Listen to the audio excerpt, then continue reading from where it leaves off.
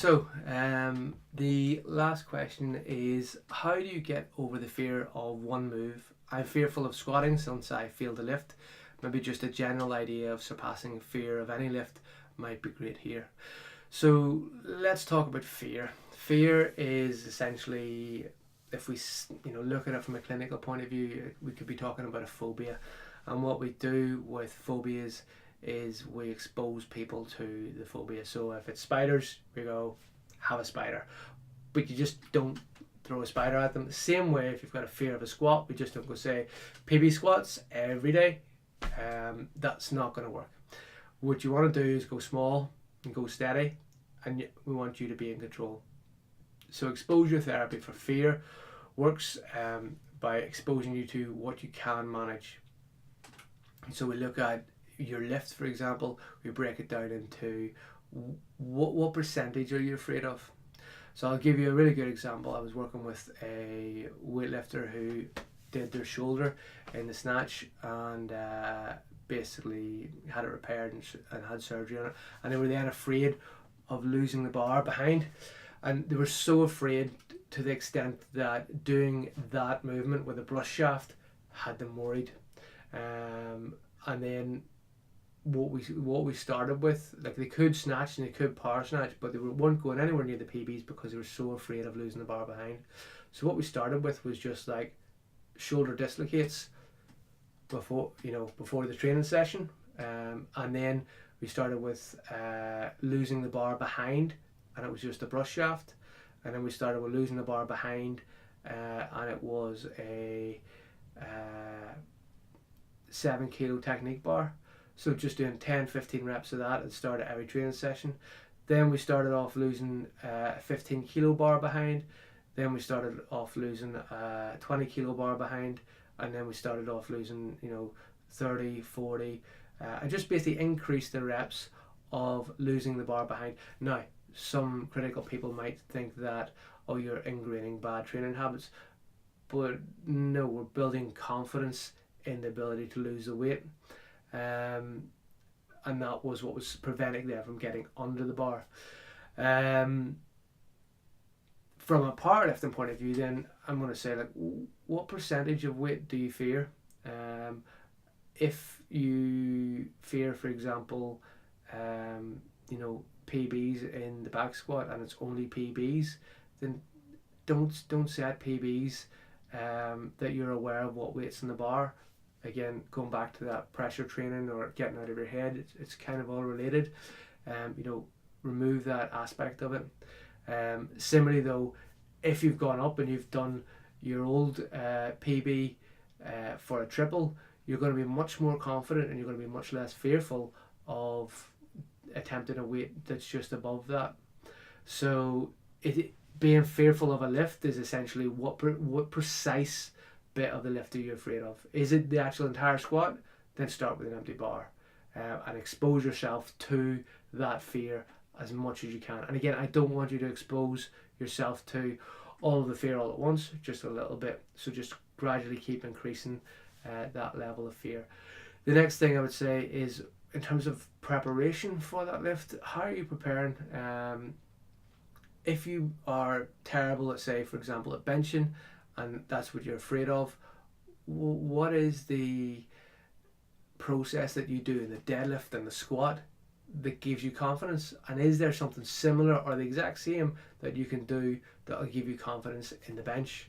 So the mental way that you approach the other lifts, consider that, and then consider how that's different. And even if that means write it down or talk it through with a friend and then talk through your process with somebody, that is an excellent way to essentially understand how you approach those things as if they're a challenge, as opposed to approaching them as if they're a threat.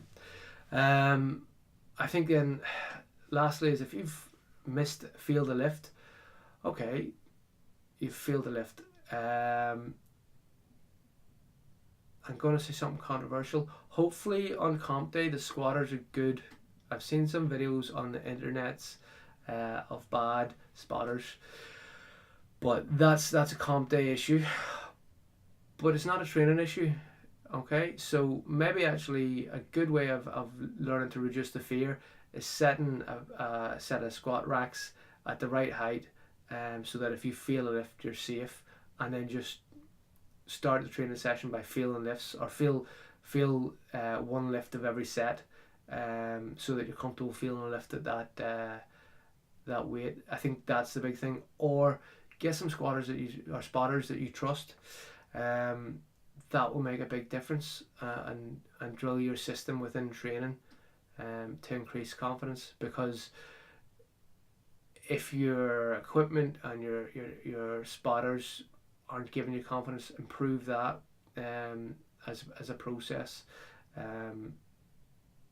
Essentially, feeling a lift shouldn't be something to cause fear. So practice it, doing it safely, or as safe as can possibly be done, to build confidence in that feeling. That would be my answer to that. And again, those suggestions are general. Happy to clarify if you've got follow-up questions. So just to continue on from the fear aspect, is you have, if we look at this from an anxiety point of view, you have two elements of anxiety. You have a cognitive anxiety, which is the thinking, and you have a somatic anxiety, which is the heart, or the feeling. The somatic is essentially the physiological feelings of anxiety. So that might be your heart rate, it might be sweating, it might be butterflies in the stomach, and those somatic feelings are all basically adrenaline saying it's time to fight, flight, or freeze. And essentially that process of butterflies in your stomach is the blood rushing out. And you can actually, anxiety from that point of view, the somatic anxiety is the exact same as an adrenaline rush for I'm ready, which when you think about it, actually that's what you want for a lift, is an adrenaline rush. Because if you've got adrenaline, you're actually stronger. Your nerves excite faster and makes a difference to your performance.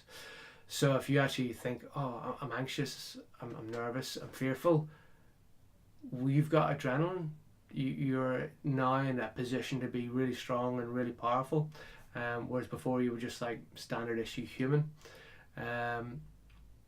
The cognitive anxiety, the thinking, so I say if you think, oh no, I'm going to get hurt, oh this is going to be bad, that can lead to the somatic anxiety, or the somatic anxiety can lead to the cognitive anxiety, where you go, oh, I feel all these feelings, something must be wrong, and then you think, oh no, what's wrong, this is wrong, I might get hurt. So it's important to sort of distinguish like which one's leading which. It may be both, you may not be able to tell. So therefore, if you've got somatic anxiety, I would recommend that you use deep breathing. You might use some sort of visualization technique, or you might use, and not some magical visualization technique that a psychologist tells you, some visualization technique that you come up with yourself and you explore. So you might use deep breathing, you might use some visualization technique, and you might put on some music, and those things might change your somatic anxiety. Your thoughts, again, if the thoughts are the thing causing anxiety, then you would approach the lift from the point of view of looking for challenging those thoughts. So if you're worried, oh, I might get injured, you'd be challenging that and go like, I haven't got injured in all the previous squats that I've done, so why would I get injured in these squats? Do you know what I mean? Obviously that is hard if you're coming back from injury, but you get the point. You challenge any negative thinking with a thought that's useful, that even puts you in control, like I will reduce my injury risk, or I will not get injured if I do X, Y, or Z, that type of thing.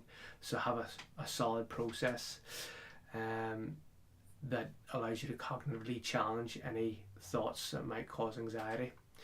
So we've got what fear is in exposure therapy, we've got what anxiety is and ways to combat that, and then the last one would be confidence.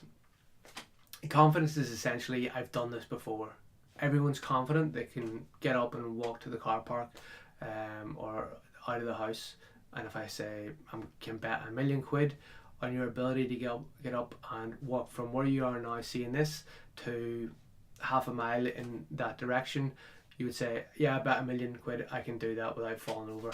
Why? Because you've done it before. But more importantly, you did all the falling over when you were younger, and you can't remember that, so you're just confident walkers now. The process of building confidence is, what have you done before that is either this or very, very like that, and you're trying to get things that are close to and very like this thing to help build your confidence. And this is why we do, you know, squats at higher percentages before we do PBs. This is why we go and say, let's move up, get close to your PB, because it gives you confidence. That's the psychological effect of training. So what I would say is, look for the things that give you confidence. And an easy way to remember things that give you confidence are plan, prepare, practice, perform. So if you have a plan, if you prepare, and if you practice it, then you'll perform.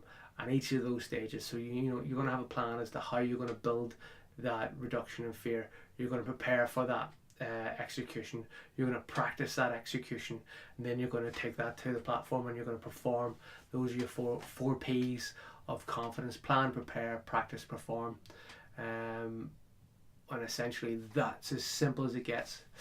I think the big thing for me, translating psychology into something that's usable is, it's really just about breaking things down into the smallest controllable things possible, and getting people to focus on that and getting them to come up with the things that they can focus on, therefore they're in control. If you stick with that, you know, you're 90% there. Yeah, guys, thanks very much. Enjoyed doing this. As before, happy to answer any further questions. So that'll do.